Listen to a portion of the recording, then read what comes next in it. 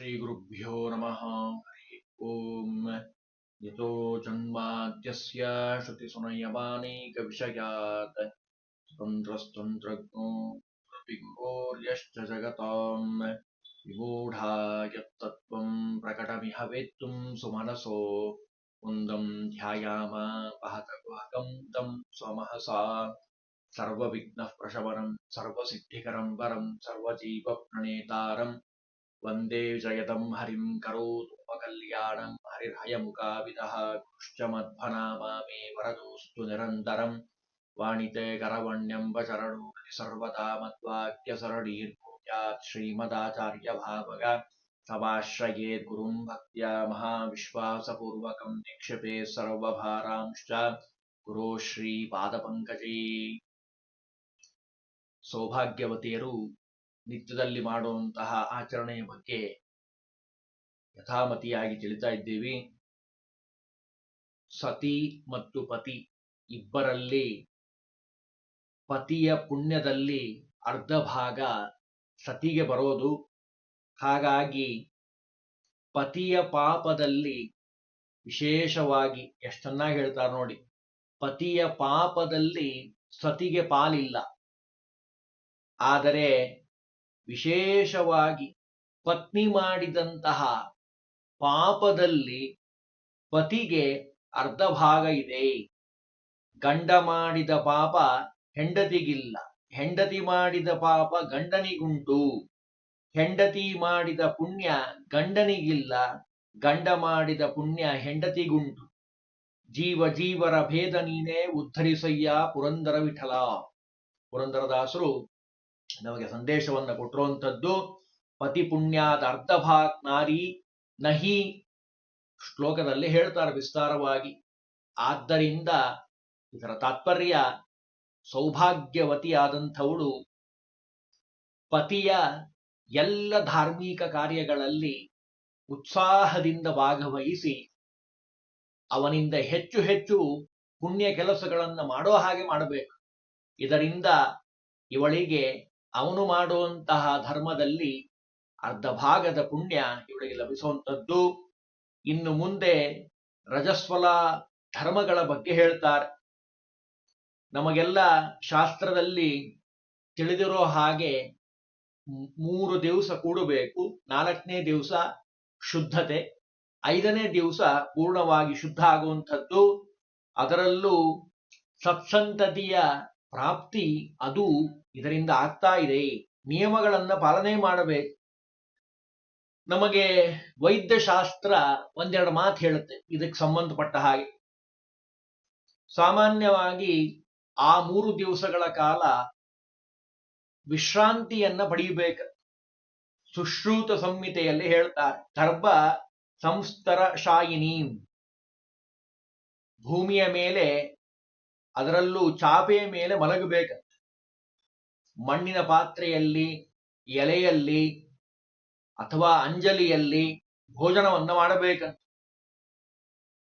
ಇನ್ನು ಇವೆಲ್ಲ ಇವತ್ತಿನ ಮಟ್ಟಿಗೆ ಸ್ವಲ್ಪ ಕಷ್ಟ ಅಂತ ಅನ್ಸಿದ್ರು ಆರೋಗ್ಯದ ದೃಷ್ಟಿಯಿಂದ ವೈದ್ಯರ ಸಲಹೆಯಂತೆ ಈ ನಿಯಮಗಳನ್ನ ಕಡ್ಡಾಯವಾಗಿ ಪಾಲನೆ ಮಾಡಬೇಕು ಅಂತಾರೆ.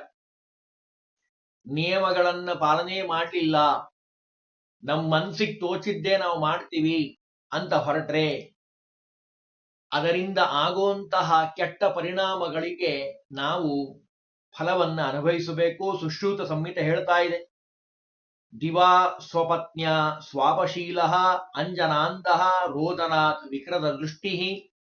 ಬಹಳ ವಿಸ್ತಾರವಾಗಿ ಹೇಳ್ತಾರೆ. 1-2 ಮಾತನ್ನು ನೋಡೋಣ. ಹಗಲು ನಿದ್ರೆ ಮಾಡಿದ್ರೆ ಆ ಸಮಯದಲ್ಲಿ 3 ದಿವಸಗಳ ಕಾಲ ನಿದ್ರಾಳುವಾಗಿರುವಂತ ಮಗ ಹುಡ್ತಾನೆ. ಕಾಡಿಗೆಯನ್ನು ಹಚ್ಚಿಕೊಂಡ್ರೆ ಕುರುಡನಾಗಿರುವಂಥವನು, ಅತ್ತರೆ ವಿಕೃತವಾದ ದೃಷ್ಟಿ ಉಳ್ಳಂಥವನು, ಸ್ನಾನ ಗಂಧಲೇಪನ ಅಲಂಕಾರ ಮಾಡಿಕೊಂಡ್ರೆ ದುಃಖಿಯಾದಂಥವನು, ತೈಲಾಭ್ಯಂಗ ಮಾಡಿಕೊಂಡ್ರೆ ಕುಷ್ಠರೋಗ ಉಳ್ಳಂಥವನು. ಇದನ್ನ ಹೇಳ್ತಾ ಇರೋದು ವೈದ್ಯರು. ವೈದ್ಯದಲ್ಲಿ ಗ್ರಂಥದಲ್ಲಿ ಬಂದಿರುವಂಥದ್ದು ಸುಶ್ರೂತ ಸಂಹಿತೆಯಲ್ಲಿ. ಆಮೇಲೆ ಉಗುರನ್ನ ಕತ್ತರಿಸಿಕೊಂಡ್ರೆ ಕೆಟ್ಟ ಉಗುರು ಉಳ್ಳಂಥವನು ಓಡಾಡೋದ್ರಿಂದ ಚಂಚಲನಾದಂಥವನು, ನಗೋದ್ರಿಂದ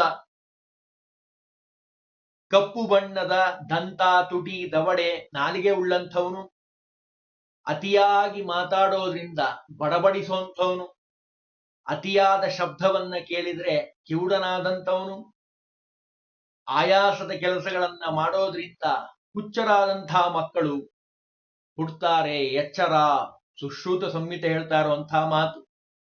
ತೈಲಾಭ್ಯಂಗಾತ್ ಕುಷ್ಟಿ ನಖಕರ್ತನಾತ್ ಪುನಖಿ ಶ್ಲೋಕದಲ್ಲೆಲ್ಲ ಹೇಳ್ತಾರೆ ವಿಸ್ತಾರವಾಗಿ.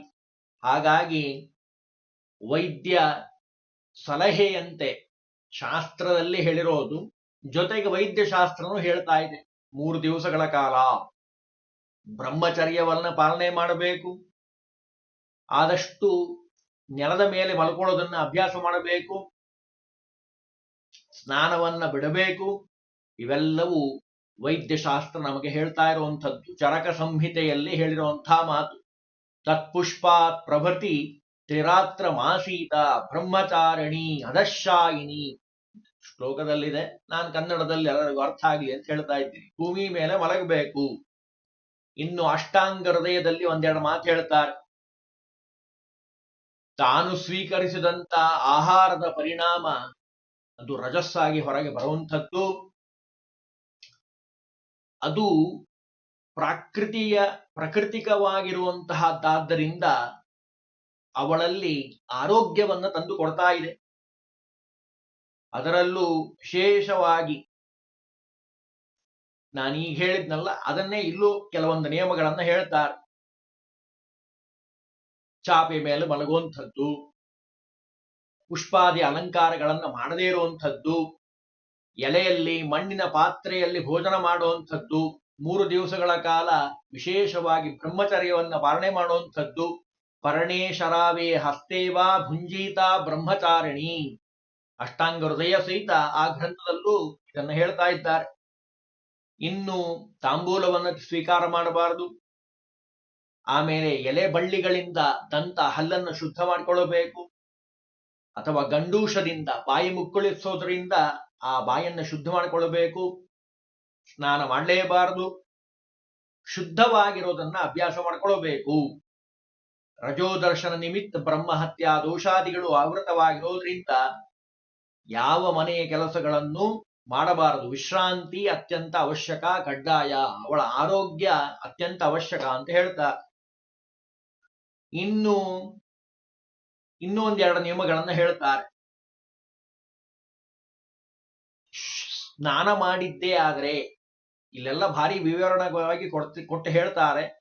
ಗ್ರಹಣಗಳನ್ನ ನೋಡಬಾರದು, ಉಗುರುಗಳನ್ನ ಕತ್ತರಿಸಬಾರದು, ಹಗ್ಗವನ್ನ ಹೆಣಿಬಾರದು, ಪತ್ರಾವಳೆ ಅಂದ್ರೆ ಎಲೆಗಳನ್ನ ಹಚ್ಚಬಾರದು, ಅಗ್ನಿ ಸ್ಪರ್ಶ ಮಾಡಬಾರದು, ದೇವತೆಗಳಿಗೆ ನಮಸ್ಕಾರವನ್ನು ಮಾಡಬಾರದು, ಯಾವ ಮಂತ್ರ ಸ್ತೋತ್ರ ಯಾವುದು ಹೇಳಬಾರದು, ಕೇವಲ ಹರಿನಾಮ ಸ್ಮರಣೆ, ಭಗವಂತನ ಸ್ಮರಣೆಯನ್ನು ಮಾಡಬೇಕು ಅಂತ ಹೇಳ್ತಾರೆ.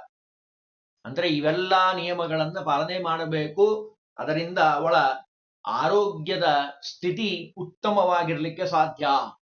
ಶಾಸ್ತ್ರನೂ ಹೇಳ್ತಾ ಇದೆ, ಜೊತೆಗೆ ವೈದ್ಯಶಾಸ್ತ್ರವು ಇದರಲ್ಲಿ ನಿಯಮವನ್ನು ಹೇಳಿರುವಂಥದ್ದು. ಈ ನಿಯಮಗಳನ್ನ ಕೇವಲ ಯಾರೋ ಅಷ್ಟೇ ನಿಯಮವನ್ನ ಸಂಪಾದನೆ ಮಾಡೋದಲ್ಲ, ಎಲ್ಲಾ ಸ್ತ್ರೀಯರೂ ಮಾಡಬೇಕು, ಎಲ್ಲಾ ವರ್ಣದವರು ಅಂತಲೂ ಅಂತಾರೆ. ಅಷ್ಟು ಅದಕ್ಕೆ ಅವಶ್ಯವಾಗಿ ಹೇಳಿರುವಂಥದ್ದು. ಇನ್ನು ಏಕಾದಶಿ ವ್ರತ ಇದೆ ಅಲ್ಲ, ಅದನ್ನು ಮಾತ್ರ ಬಿಡೋ ಹಾಗಿಲ್ಲ. ಸೂತಕೆ ಮೃತಗೆ ವಾಪಿ ಏಕಾದಶ್ಯಾಮ್ನ ಭೋಜನಂ. ಎಂಥ ಪರಿಸ್ಥಿತಿಯಲ್ಲೂ ಏಕಾದಶಿಯನ್ನು ಬಿಡೋ ಹಾಗಿಲ್ಲ. ರಜಸ್ವಲೆ ಆಗಿದ್ರೂ ಸಹಿತ ಏಕಾದಶಿಯನ್ನು ಮಾಡಬೇಕು ಅಂತ ಹೇಳ್ತಾರೆ. ಇನ್ನು ವಿಶೇಷವಾಗಿ ಸ್ನಾನ ಮಾಡಿದ ಮೇಲೆ 4ನೇ ದಿವಸ ಸ್ನಾನ ಮಾಡಿದ ಮೇಲೆ ಪತಿಯ ಮುಖವನ್ನ ನೋಡಬೇಕಂತ. ಅದು ಭಾರಿ ಮುಖ್ಯವಾದದ್ದು ಅಂತ ಹೇಳ್ತಾರೆ. ಸುಸ್ನಾತ್ವ ಭರ್ತೃವದನಂ ವೀಕ್ಷತೆ ನ್ಯಸ್ಯ ನ ಕ್ವಚಿತ್. ಪತಿಯ ಮುಖವನ್ನ ನೋಡಬೇಕಂತ, ಅದು ಶಾಸ್ತ್ರ ವಿಹಿತವಾಗಿರುವಂಥದ್ದು. ಇನ್ನು ಆ 4ನೇ ದಿವಸದಿಂದ ಶುದ್ಧಳಾಗ್ತಾಳೆ. 5ನೇ ದಿವಸ ಪೂರ್ಣ ಶುದ್ಧವಾಗಿರ್ತಾಳೆ. ಋಷಿಗಳು ನಮಗೆ ಹೇಳಿರುವಂತಹ ಮಾತು. ಇನ್ನು ವಿಶೇಷವಾಗಿ ಇದನ್ನು ಯಾರು ಪಾಲನೆ ಮಾಡ್ತಾರೋ, ರಜಸ್ವಲ ಧರ್ಮವನ್ನು ಎಲ್ಲರೂ ಪಾಲನೆ ಮಾಡಬೇಕು, ಎಲ್ಲ ಸ್ತ್ರೀಯರು. ಅದರಿಂದ ಒಂದು, ಭಗವಂತ ಪ್ರೀತನಾಗ್ತಾನೆ. ಎರಡನೆಯದ್ದು, ದೇವತೆಗಳ ಅನುಗ್ರಹ ಆಗತ್ತೆ. ಮೂರನೆಯದ್ದು, ಅವಳ ಆರೋಗ್ಯ ದೃಷ್ಟಿಯಿಂದ ಬಹಳ ಒಳ್ಳೆಯದು. ಇನ್ನು ಕೆಲವೊಂದು ನಿಯಮಗಳನ್ನ ಹೇಳಿದ್ರು. ಈ ಎಲ್ಲ ನಿಯಮಗಳನ್ನ, ಸ್ನಾನ ಮಾಡೋದಿದೆ ಅಲ್ಲ, ಅದಕ್ಕೊಂದೆರಡು ನಿಯಮಗಳನ್ನ ಹೇಳ್ತಾರೆ. ದ್ವಾದಶಿಯನ್ನ ಹೊರತುಪಡಿಸಿ ಇನ್ನು ಉಳುಕಿದ ದಿವಸ ಯಾವುದೇ ಆಗಿರಬಹುದು, 4ನೇ ದಿವಸ, ಅವತ್ತು ಸೂರ್ಯೋದಯ ಆದ ಮೇಲೆ ಆ ಶುದ್ಧವಾದ ನೀರಿನಿಂದ ಸ್ನಾನವನ್ನ ಮಾಡಬೇಕು. ಆಗ ಅವಳು ಶುದ್ಧ ಆಗ್ಲಿಕ್ಕೆ ಸಾಧ್ಯ ಅಂತ ಹೇಳ್ತಾರೆ. ಇನ್ನು ವಿಶೇಷವಾಗಿ ಈ ನಿಯಮಗಳನ್ನ ತಪ್ಪದೆ ಆಚರಣೆಯನ್ನ ಮಾಡಬೇಕು. ಅದರಿಂದ ಎಲ್ಲ ರೀತಿಯ ಸೌಖ್ಯ ಅವಳಿಗೆ ಆಗ್ತಾ ಇದೆ. ಇನ್ನು ಪತಿವ್ರತ ಅಂತ ನಾವು ಹೇಳ್ತಾ ಇದ್ದೀವಿ. ಅದರಲ್ಲಿ ಒಂದು ಮುಖ್ಯವಾದ ವಿಷಯವನ್ನ ಹೇಳ್ತಾರೆ. ಶೈವ ಸಾಧ್ವಿ ಸುಭಕ್ತಶ್ಚ ಸುಸ್ನೇಹ ಸರಸೋಜ್ವಲ ಪಾಕ ಸಂಜಾಯತೆ ಯಸ್ಯಾಂ. ಕರಾಜ್ ಎಷ್ಟು ಸುಂದರವಾಗಿ ಹೇಳ್ತಾರೆ ಅಂದ್ರೆ, ಎರಡು ವಿಷಯಗಳನ್ನ ಇಲ್ಲಿ ಚಿಂತನೆ ಮಾಡಬೇಕು ಅಂತಾರೆ. ಒಂದು, ಯಾವ ಮಹಿಳೆ ತನ್ನ ಹಸ್ತ ನೈಪುಣ್ಯದಿಂದ ಚೆನ್ನಾಗಿರುವಂತಹ ಅಡಿಗೆಯನ್ನು ಮಾಡ್ತಾರೆ. ಎಷ್ಟೋ ಜನ ಇವತ್ತು ಉದಾಹರಣೆ ಇದ್ದಾರೆ. ನಾನಾ ವಿಧವಾದ ಭಕ್ಷ್ಯ ಭೋಜ್ಯಗಳನ್ನ ತಮ್ಮ ಕೈಯಿಂದ ಅಡಿಗೆಯನ್ನ ಮಾಡುವಂಥವ್ರನ್ನ ನಾವು ನೋಡ್ತಾ ಇದ್ದೀವಿ. ಒಳ್ಳೆಯ ಶುದ್ಧವಾದ ಅಡಿಗೆಯನ್ನು ತಯಾರು ಮಾಡ್ತಾರೆ. ಇನ್ನು ಎರಡನೆಯದಾಗಿ, ಒಳ್ಳೆಯ ಸತ್ಪುತ್ರನನ್ನ ಕೊಡ್ತಾರೆ ಕುಲಕ್ಕೆ. ಒಳ್ಳೆಯ ಸತ್ಪುತ್ರ ಅವರಿಂದ ಜನಿಸ್ತಾಳೆ. ಇವೆರಡು ಅತ್ಯಂತ ಅವಶ್ಯಕ. ಸೌಭಾಗ್ಯವತಿ ಪತಿವ್ರತ ಅಂತ ಅವಳನ್ನು ಕರೀತಾರಂತೆ. ಒಂದು, ಚೆನ್ನಾಗಿ ಅಡಿಗೆ ಮಾಡಬೇಕು. ಎರಡನೇದಾಗಿ, ಒಳ್ಳೆಯ ಸತ್ಪುತ್ರನನ್ನ ಕೊಡಬೇಕು. ಇನ್ನು ಸ್ತ್ರೀಯರು ಸೌಭಾಗ್ಯದ ಅಭಿವೃದ್ಧಿಗಾಗಿ ಆಭರಣಗಳನ್ನು ಧಾರಣೆ ಮಾಡಬೇಕು. ಕೃಷ್ಣ ಯಜುರ್ವೇದ ಸಂಹಿತೆ ಹೇಳ್ತಾ ಇದೆ. ಅದರಲ್ಲಿ ಆಭರಣಗಳು ಅಂತೇನಿದ್ದಾವಲ್ಲ, ಅವು ಅವಳ ವಿಶೇಷವಾದ ಸೌಂದರ್ಯವನ್ನ ವರ್ಧನೆ ಮಾಡುವಂಥದ್ದು, ವರ್ಚಸ್ಸಿಗೆ ಕಾರಣವಾಗಿರುವಂಥದ್ದು ಅಂತ ಹೇಳ್ತಾರೆ. ಅಂದ್ರೆ ತಪ್ಪದೇ ಆಭರಣಗಳನ್ನ, ಯಾವ ಆಭರಣವೂ ಇಲ್ಲದೆ ನಿರಾಭರಣವಾಗಿ ಯಾವುದೇ ಸಂದರ್ಭದಲ್ಲಿ ಇರಬಾರದು ಅನ್ನೋದು ಅದರ ಒಂದು ಹಿನ್ನೆಲೆ. ಅಂದ್ರೆ ಅವಶ್ಯಕವಾಗಿ ಆಭರಣಗಳನ್ನ ಧಾರಣೆಯನ್ನ ಮಾಡಬೇಕು. ಇನ್ನು ವಿಶೇಷವಾಗಿ ದಾನಗಳ ಬಗ್ಗೆ ಹೇಳ್ತಾರೆ. ಆಚರಣೆ, ದಾನ ಮಾಡುವಂಥದ್ದು ಹೇಗೆ, ಯಾವ್ಯಾವುದನ್ನ ಏನೇನ್ ದಾನ ಮಾಡಬೇಕು ಅನ್ನೋದ್ರ ಬಗ್ಗೆ ಕೆಲವೊಂದು ನಿಯಮಗಳನ್ನ ಹೇಳ್ತಾರೆ. ಪಾನಕ ಆಗಿರ್ಬೋದು. ಈಗ ಉದಾಹರಣೆಗೆ ವೈಶಾಖ ಮಾಸದಲ್ಲಿ ಪಾನಕ, ಕೋಸಂಬರಿ ದಾನ ಮಾಡೋದಾಗಿರ್ಬೋದು. ಕಾರ್ತೀಕ ಮಾಸದಲ್ಲಿ ದೀಪದಾನ ಮಾಡೋದಾಗಿರ್ಬೋದು. ಹೀಗೆ ಆಯಾ ಮಾಸಗಳಲ್ಲಿ ಮಾಡುವಂತಹ ದಾನಗಳನ್ನ ತಿಳಿದು ಹಿರಿಯರಿಂದ ಕೇಳಿ ದಾನವನ್ನಾಗಿ ಮಾಡಬೇಕಪ್ಪ. ಅದರಲ್ಲೂ ಅಲಂಕಾರಂ ಗೃಹಂ ನಿತ್ಯಂ, ಇದು ಬಹಳ ಸೂಕ್ಷ್ಮವಾದ ವಿಚಾರ, ಮುಖ್ಯವಾದ ವಿಚಾರ. ಮನೆಯನ್ನ ಯಾವಾಗಲೂ ಸ್ವಚ್ಛವಾಗಿ ಇಟ್ಕೊಳ್ಬೇಕಂತೆ. ಅದು ಅವಳ ಆದ್ಯ ಕರ್ತವ್ಯ. ಪತಿ ತಂದುಕೊಟ್ಟಂತಹ ಪದಾರ್ಥಗಳಿಂದ ಚೆನ್ನಾಗಿ ಉಳಿಸಿ ಬೆಳೆಸಿ ಆ ಮನೆಯನ್ನ ಅಭಿವೃದ್ಧಿ ಮಾಡುವಂಥದ್ದು ಸ್ತ್ರೀಗಳ ಕರ್ತವ್ಯ. ತಂದು ಕೊಟ್ಟಿದ್ದಾರೆ ಬಿಡ್ರಿ, ನಾಳೆಗೇನು ಇದ್ರೆ ಇರ್ಲಿ, ಬಿಟ್ಟರೆ ಬಿಡ್ಲಿ, ಇವತ್ತಂತೂ ಮಾಡಿಟ್ಬೋಣ ಅನ್ನುವಂತಹ ಭಾವನೆ ಯಾವತ್ತೂ ಇರಬಾರ್ದಂತೆ. ಕೀರ್ತಯಸ್ವ ಗುಣಾನ್ ದಿವ್ಯಾನ್, ಯಾವುದೇ ಸಂದರ್ಭದಲ್ಲಿ ಸುಮ್ಮನೆ ಹರಟೆ ಹೊಡಿತಾ ಮತ್ತೊಬ್ಬರನ್ನು ನಿಂದನೆ ಮಾಡ್ತಾ ಯಾವತ್ತೂ ಆ ರೀತಿ ಸಮಯವನ್ನ ಕಳಿಬಾರದು. ವಿಶೇಷವಾಗಿ ಪತಿಯ ಗುಣಗಳನ್ನ, ಸದ್ಗುಣಗಳನ್ನ ಯಾವಾಗ ಹೊಗಳ್ತಾ ಇರಬೇಕು, ಚಿಂತನೆ ಮಾಡ್ತಾ ಇರಬೇಕು. ಪತಿಯ ಒಂದು ಪ್ರೀತಿಯನ್ನ ಸಂಪಾದನೆ ಮಾಡಬೇಕು ಅಂತ. ಸಮಯ ಬಂದಾಗ, ಅವಕಾಶ ಇದ್ದಾಗ ಮನೆಗೆ ಬಂದಂತಹ ಸನ್ಯಾಸಿಗಳು, ಅತಿಥಿಗಳು, ಸಾಧುಗಳು ಯಾರೇ ಬಂದಿರ್ಬೋದು ಅವರನ್ನ ಪ್ರೀತಿ ಆಧಾರದಿಂದ ಕಾಣಬೇಕು, ಅವರ ಆಶೀರ್ವಾದವನ್ನ ಪಡೀಬೇಕು ಅಂತಾರೆ. ಅಂದ್ರೆ ಆ ಜ್ಞಾನಿಗಳ ಆಶೀರ್ವಾದದ ಬಲದಿಂದ ಎಲ್ಲವೂ ಪಡಿಲಿಕ್ಕೆ ಸಾಧ್ಯ. ಮನೆಯ ಕೆಲಸದಲ್ಲಿ ತಲ್ಲೀನಳಾಗಿರುವಂತಹ ಸ್ತ್ರೀಗೆ ಪುರುಸೊತ್ತನ್ನೋದಿರೋದೇ ಇಲ್ಲ. ಯಾವಾಗಲೂ ಕೆಲಸ ಇದ್ದೇ ಇರ್ತದೆ. ಸ್ತ್ರೀಯರಿಗೆ ಒಂದಾದ್ಮೇಲೆ ಒಂದು ಕೆಲಸ ಮಾಡ್ತಾನೆ ಇರ್ತಾರೆ. ಅದರಲ್ಲೂ ವಿಶೇಷವಾಗಿ ಲಕ್ಷ್ಮೀದೇವಿ ಇದ್ದಾಳಲ್ಲ, ಇಡೀ ಬ್ರಹ್ಮಾಂಡವನ್ನ ನೋಡಿಕೊಳ್ಳುವಂತಹ ಮಹಾತಾಯಿ ನಿತ್ಯದಲ್ಲಿ ಭಗವಂತನ ಪಾದವನ್ನ ಒತ್ತಾಳಂತೆ. ಪಾದ ಸೇವ, ಪತಿಯ ಪಾದ ಸೇವೆಯನ್ನ ಮಾಡಿ ಒಂದು ಸಂದೇಶವನ್ನ ಕೊಡ್ತಾ ಇದ್ದಾಳೆ. ನೀವು ಈ ರೀತಿ ಎಲ್ಲ ಸೌಭಾಗ್ಯವತೆಯರಿಗೆ ನಿಮ್ಮ ಪತಿಯ ಪಾದವನ್ನ ಒತ್ತೋದ್ರಿಂದ ನಾನು ನಿಮ್ಮ ಮೇಲೆ ಅನುಗ್ರಹವನ್ನ ಮಾಡ್ತೇನೆ ಅಂತಾಳೆ.